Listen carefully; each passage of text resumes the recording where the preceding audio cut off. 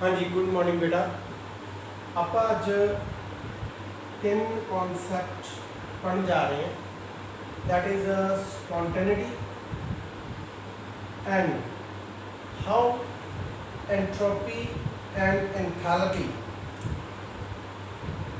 Can bring about spontaneity.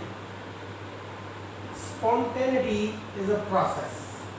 पहले आप spontaneity की गल करते हैं। What is it? Spontaneity. It is an automated process.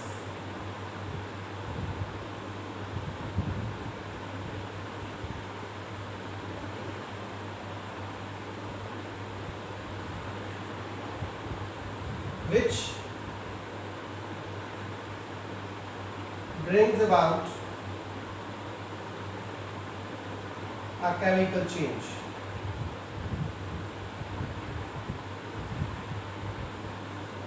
कुछ रिएक्शनस बेटा ਇਹੋ ਜਿਹੀਆਂ ਹੁੰਦੀਆਂ ਜਿਨ੍ਹਾਂ ਨੂੰ ਜਾਂ ਤਾਂ ਕੁਝ ਸਮੇਂ ਲਈ ਇਗਨਾਈਟ ਕਰਨਾ ਪੈਂਦਾ, ਸਟਾਰਟ ਕਰਨਾ ਪੈਂਦਾ ਤੇ ਜਾਂ ਕਰਨਾ ਹੀ ਨਹੀਂ ਪੈਂਦਾ, ਤਾਂ ਉਹ ਆਪਣੇ ਆਪ ਹੀ ਚੱਲਦੀਆਂ ਰਹਿੰਦੀਆਂ। ਉਹ ਪ੍ਰੋਸੈਸ ਆਪਣੇ ਆਪ ਹੀ ਹੁੰਦੇ ਰਹਿੰਦੇ ਆ। ਦ process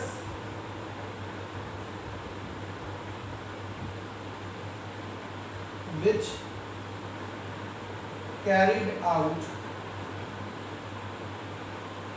without any external help is called spontaneous process.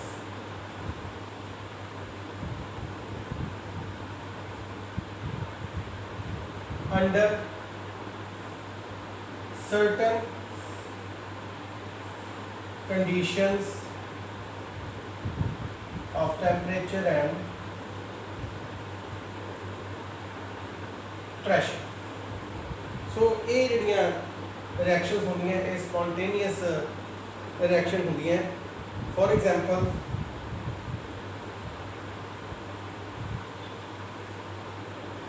evaporation,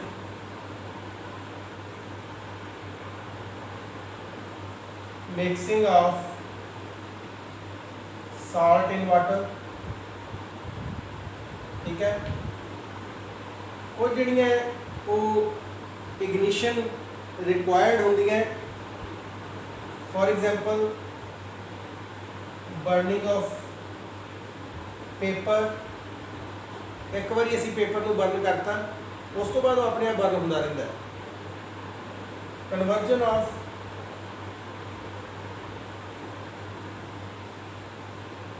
ice into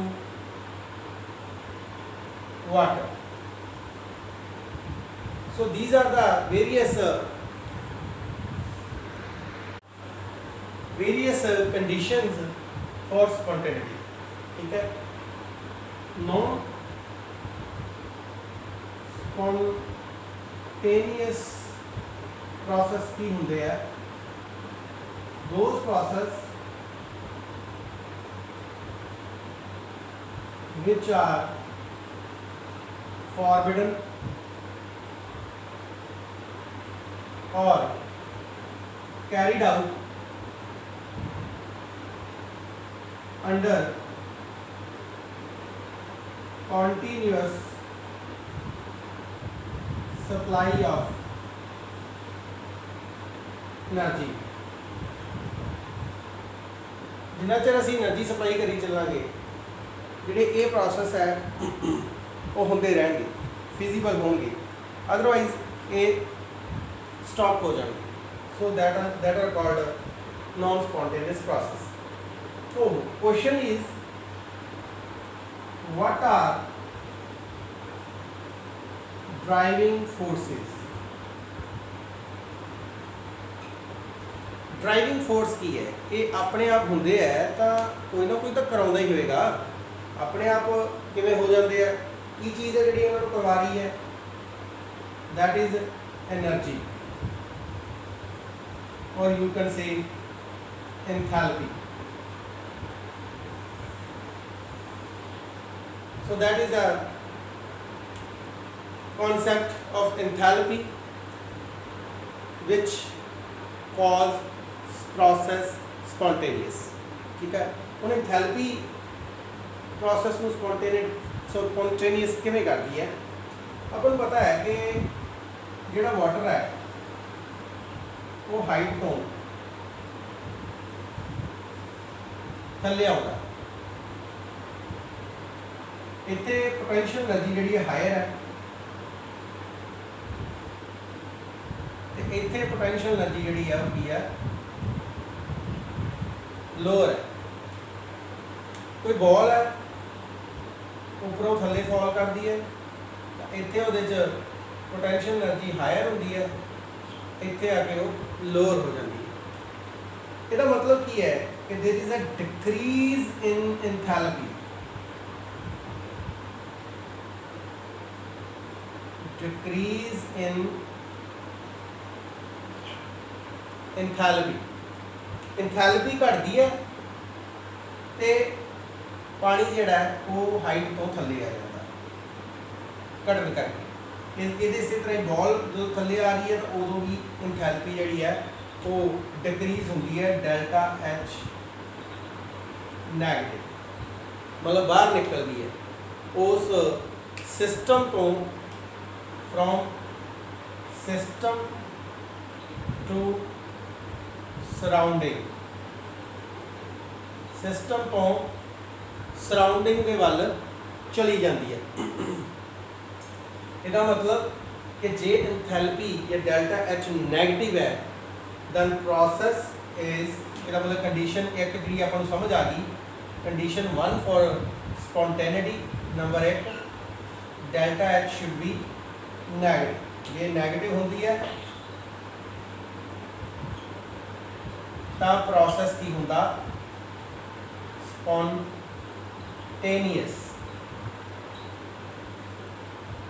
ਸੋ ਇਸੇ ਤਰ੍ਹਾਂ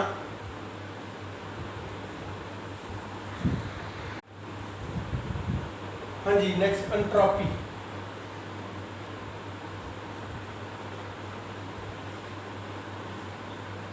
entropy is what? Entropy is degree of randomness. जितना ज़्यादा खिलारा होएगा उतनी ज़्यादा एंट्रोपी होएगी। ठीक है, फॉर एग्जाम्पल ਆਪਾਂ ਕੋਈ ਗੈਸ ਹੈ, LPG ਹੈ, that is liquid, ਘਰ ਦੇ ਵਿੱਚ ਆਪਾਂ ਇਹਦੀ ਨੋਜ਼ਲ ਓਪਨ ਕਰਦੇ ਹਾਂ ਤਾਂ ਕਿਹਦੇ ਵਿੱਚ ਕਨਵਰਟ ਹੋ ਜਾਂਦੀ ਹੈ, ਪੈਟਰੋਲੀਅਮ ਗੈਸ ਦੇ ਵਿੱਚ ਕਨਵਰਟ ਹੋ ਜਾਂਦੀ ਹੈ। ਇਹ ਥੋੜਾ ਵੋਲਿਊਮ ਆਕੂਪਾਈ ਕਰਦੀ ਹੈ, ਇਹ ਜ਼ਿਆਦਾ ਵੋਲਿਊਮ ਆਕੂਪਾਈ ਕਰਦੀ ਹੈ, ਤਾਂ ਇਹਦੇ ਵਿੱਚ ਰੈਂਡਮਨੈਸ ਜਿਹੜੀ ਹੈ ਉਹ ਜ਼ਿਆਦਾ ਹੈ। ਇਹਦੇ ਮੋਲੀਕੂਲ ਇੱਕ ਦੂਜੇ ਤੋਂ ਬਹੁਤ ਦੂਰ ਹੈ, kinetic energy, molecular collisions ਇਹਦੇ ਵਿੱਚ ਸਭ ਕੁਝ ਜ਼ਿਆਦਾ ਹੁੰਦੀ ਹੈ। So that is the randomness. Higher the randomness, higher will be entropy. Now, what is the relationship of entropy with spontaneity? Spontaneity entropy ਦੇ ਨਾਲ ਕਿਵੇਂ ਰਿਲੇਟਡ ਹੈ? ਹੁਣ ਦੇਖੋ ਬੇਟਾ, ਜਦੋਂ ਆਪਾਂ ਆਪਣੇ ਕੋਲ ਦੋ कंटेनर है, that is to be separated by stop top, एक दे विच आपां हीलियम गैस फिल कीती है, एक दे विच आपां नाइट्रोजन गैस फिल कीती हुई है।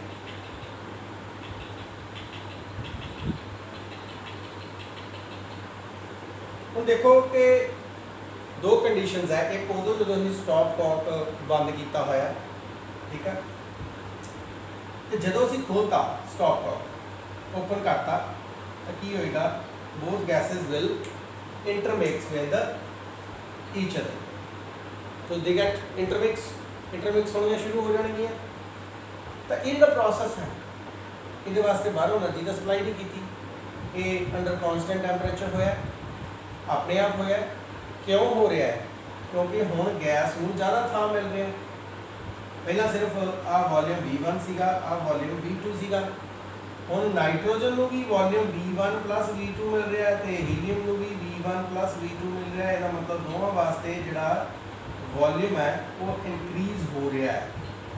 ਨਾਓ they are expanding and this is called randomness. Now randomness ਵੱਧ ਰਹੀ ਹੈ due to high kinetic and thermal energy in a molecule of gas. ਤਾਂ ਉਹਦੇ ਕਰਕੇ ਰੈਂਡਮਨੈਸ ਵੱਧ ਗਈ ਤਾਂ ਐਂਟਰੋਪੀ ਵੀ ਵੱਧ ਗਈ। ਤਾਂ ਦੂਸਰੀ ਚੀਜ਼ ਜਿਹੜਾ ਕਨਸੈਪਟ ਹੈ ਉਹ ਸਪੋਂਟੇਨਿਟੀ ਦਾ ਕਾਜ਼ ਹੈ, that is entropy. So higher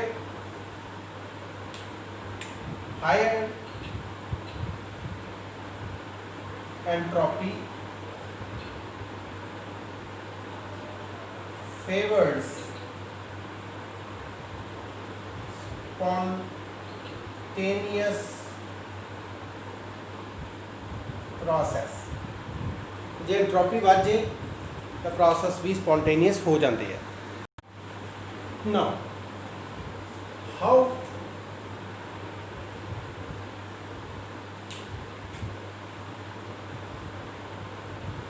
enthalpy and entropy determines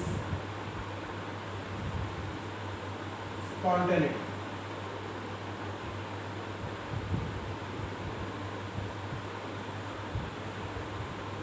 हाँ जी बेटा, मैथमेटिकली अपने को इक्वेशन है delta G is equal to delta H minus T delta S।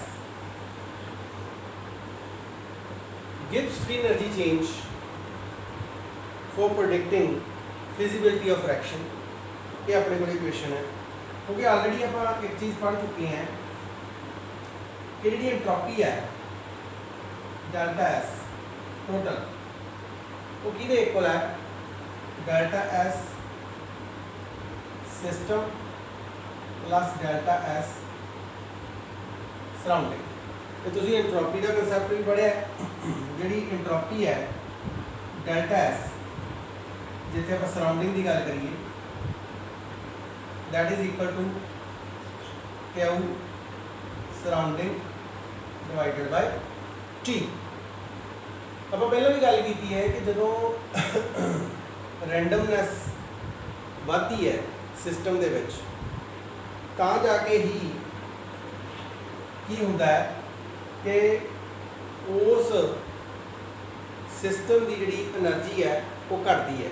रैंडमनैस बढ़ती है तो एनर्जी जिहड़ी है वो घट जाती है। डेल्टा G आप गल करके हटे हैं या डेल्टा H आप गल करके हटे हैं। डेल्टा H की है वो नैगेटिव है तो डेल्टा S जी है वो की है पॉजिटिव है। मतलब दो अपने को फैक्टर है कि जे एंट्रोपी बढ़ती है तो एंथैल्पी घटती है तो प्रोसैस जोड़ा वो स्पॉन्टेनियस होंदा है। बट कोलैक्टिव प्रोसैस है, अपन ये भी पता है कि कोलैक्टिवली दोवें मिल के ही प्रोसैस को फिजिबल बनाते हैं। वो वास्ते अपने को एक इक्वेशन है जिसे एंथैल्पी ते delta S that is entropy change दोवें मिल के जी डेल्टा G है उन्हें डिटरमिन करते हैं। If delta G is negative मतलब एनर्जी रिलीज होएगी, जे तो डेल्टा G जी है नैगेटिव है तो प्रोसैस की होएगा spontaneous. If delta G is positive, process is non-spontaneous। ठीक है। तो हम आप देख सकते हैं कि जी Q सराउंडिंग है that is always equal to, क्योंकि जो सिस्टम की घटूगी रैंडमनैस तो ही सराउंडिंग की बढ़ेगी, दैट्स वाइस वर्सा। तो Q सिस्टम की इक्वल है minus delta H over T के इक्वल आ गई। तो ये डेल्टा H की है अपने को दैट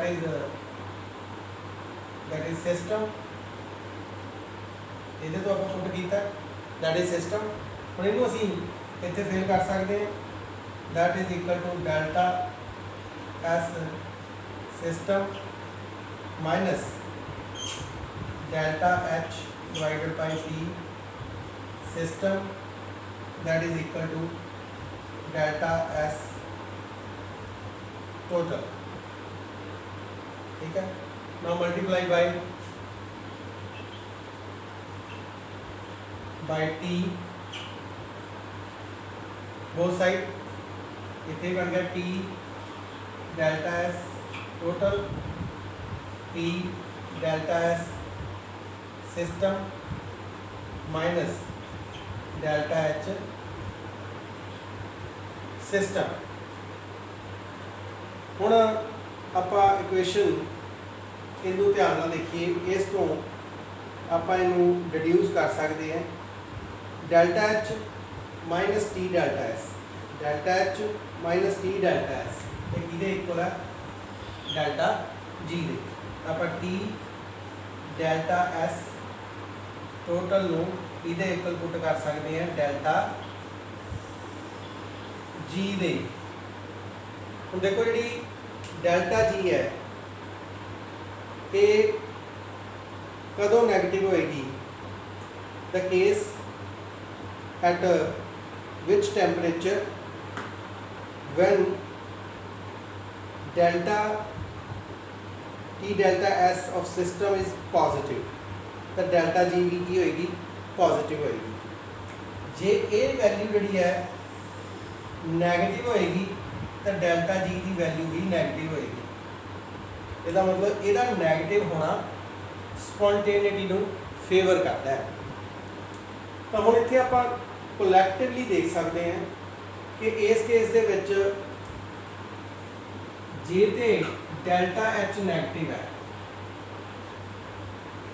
स्पॉन्टेनिटी की कंडीशन की है, स्पॉन्टेनिटी की कंडीशन की है if delta H is negative